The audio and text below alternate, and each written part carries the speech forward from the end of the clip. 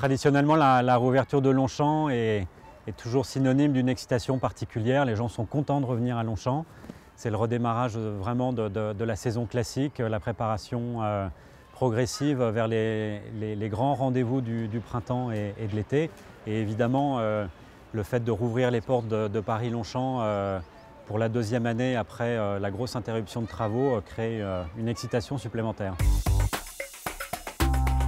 Comme vous savez, on a arrêté de courir à Longchamp un peu plus tôt que prévu l'année dernière pour pouvoir entreprendre des travaux assez lourds de réfection de la piste sur l'ensemble du parcours, mais peut-être encore plus particulièrement sur la ligne droite qui avait subi une invasion d'une mauvaise herbe qui s'appelle la fléole et qu'on a vraiment voulu éradiquer. Et plutôt que de le faire par touches successives et qui nous aurait amené à retrouver une piste de top niveau probablement dans 4-5 ans seulement, on a choisi une option beaucoup plus radicale qui était vraiment de se débarrasser de cette mauvaise herbe sur l'ensemble des zones où elle était présente. Ce qui nous a amené à ressemer évidemment derrière, à bâcher toutes ces zones pour qu'elles soient bien protégées sur la durée de l'hiver, un hiver qui a été plutôt clément et ça c'était une chance pour nous. Et donc voilà, on rouvre en ce 7 avril avec une piste qui est nettement mieux que l'année dernière pour cette raison-là, qui ne fera que progresser dans les semaines qui viennent. Voilà, qu'il y a encore aujourd'hui à certains endroits de la ligne droite des zones un petit peu plus creuses où la densité d'herbe n'est pas tout à fait la même que dans des zones qui existent déjà depuis plus d'1 ou 2 ans. Mais on est satisfait du travail qui a été accompli et on pense que dans les semaines qui viennent, la pente va être vraiment positive. L'autre point important de la saison passée, ça a été bien sûr ce week-end de l'Arc de Triomphe. Il y a eu pas mal de spectateurs qui ont été mécontents, notamment des spectateurs étrangers. Alors il y avait plusieurs points qui revenaient. L'impossibilité pour certains spectateurs munis de billets à bas prix d'avoir accès au rond de présentation, le prix de la restauration, le manque de réserve aussi au niveau des boissons et les queues interminables pour aller aux toilettes. Est-ce que France Gallo a tenu compte de toutes ces remarques qui étaient venues après le week-end de l'Arc de Triomphe et qu'avez-vous fait donc concrètement? Oui, tout à fait. C'était un premier arc très riche d'enseignements. Aussi étonnant que ça puisse paraître, en fait, organiser cet Arc de Triomphe dans le nouveau Longchamp, c'était une vraie première. Et même si il y a eu des dizaines d'Arcs de Triomphe sur ce site de Longchamp, dans ce nouvel hippodrome, tout était quasiment nouveau. Alors évidemment, tout n'a pas été parfait du premier coup. Il y a des choses qui ont bien fonctionné, d'autres qui ont moins bien fonctionné. Comme vous le disiez, l'essentiel a vraiment porté sur la satisfaction de la clientèle anglaise qui vient, comme vous savez, très nombreuse. Elle représente pas loin de 40% de la fréquentation le jour du Prix de l'Arc de Triomphe.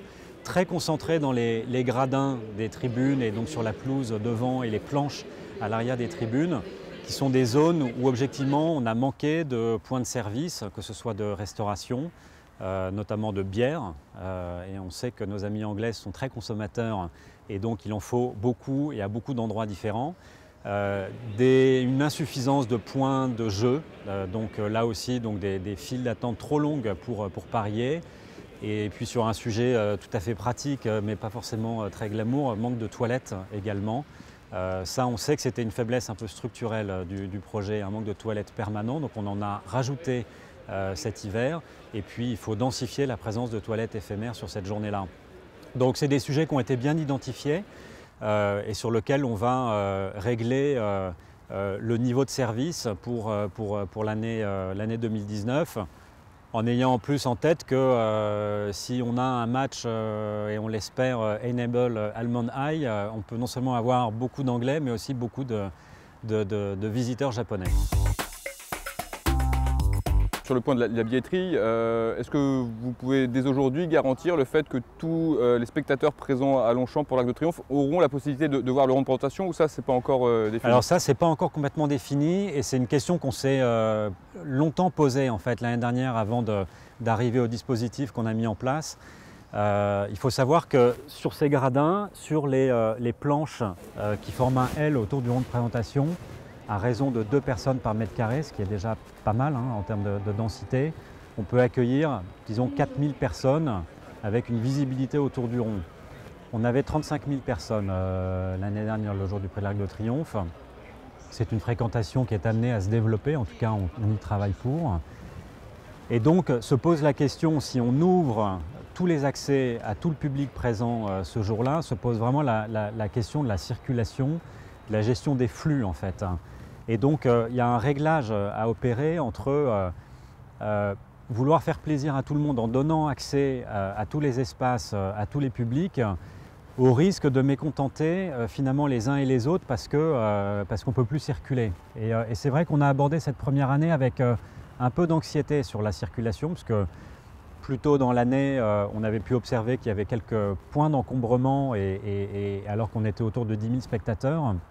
Donc on a voulu vraiment faire extrêmement attention à cette facilité de circuler le jour du Prix de l'Arc de Triomphe.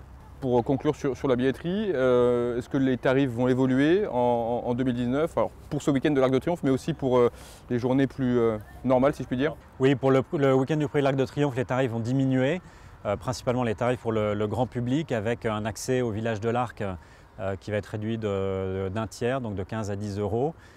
Et pour le village de l'Arc, pour le jardin de l'Arc, pardon, qui est l'offre sur la pelouse de Suresnes, où le tarif en prévente va passer de 20 à 15 euros.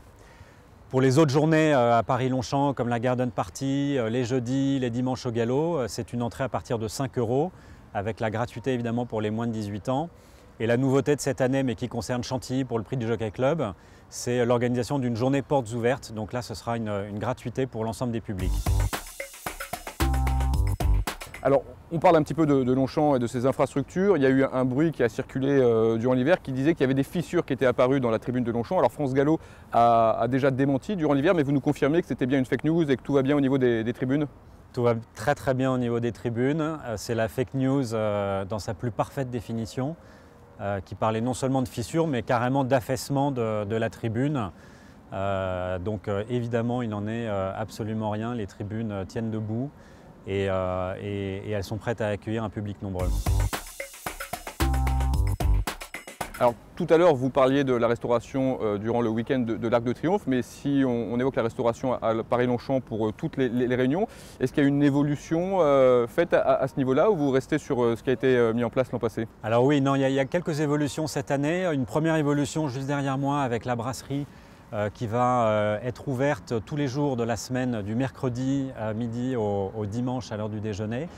Et le fait de pouvoir ouvrir cette brasserie en dehors des jours de course, de notre point de vue, va nous aider à améliorer la qualité de service les jours de course, puisque c'est nettement plus facile pour un restaurateur d'assurer une très bonne qualité de service quand on ouvre tous les jours. On va densifier aussi l'offre pour le grand public autour d'un faux de courte qui se situe sur la pelouse de Suresnes avec plusieurs food trucks, un bar et donc une offre un petit peu plus diversifiée qu'on pouvait avoir l'année dernière.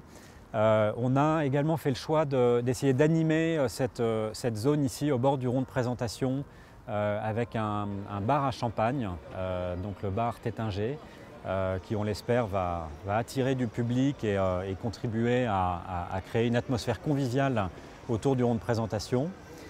Et puis j'oublie pas la terrasse du panorama au 4e qui va être activée en bar pour que les gens, et c'est ouvert à l'ensemble des publics présents sur l'hippodrome, d'aller donc boire un verre et profiter de cette terrasse et du point de vue qu'elle offre.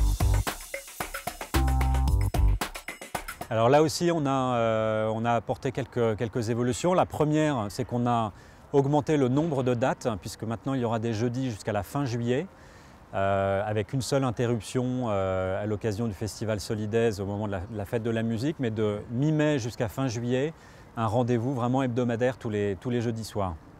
Et 2 rendez-vous au mois de septembre aussi, où la luminosité nous permet encore de courir en semi-nocturne. Dans les autres nouveautés, on va passer le petit pré côté piste, donc là aussi sur la pelouse de Suresnes pour ramener le public au plus près du spectacle des courses et en essayant de trouver une formule pour avoir le jeu encore beaucoup plus présent et vraiment éduquer tous ces jeunes qui viennent aux courses à s'essayer au pari. Alors contrairement à ce qu'on pouvait penser, ils parient déjà un petit peu parce qu'il y a un panier moyen d'un peu plus de 25 € par visiteur le jeudi soir, mais on pense qu'on peut aller beaucoup plus loin et en rapprochant ce public de la ligne d'arrivée, on devrait y arriver.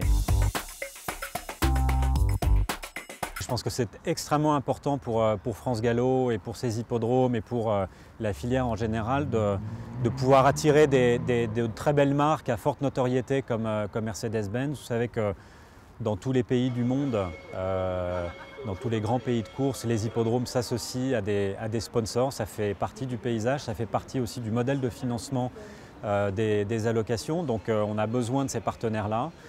Donc on est ravis d'accueillir Mercedes qui sera très présent sur l'hippodrome de Paris-Longchamp, notamment au moment des dimanches au galop. Et on espère que ce partenariat leur apportera autant qu'il nous apporte à nous. On attend les spectateurs nombreux tous les dimanches à l'occasion des dimanches au galop. Les jeudis, la grande partie du mois de juillet, ça va être une saison très riche en animation.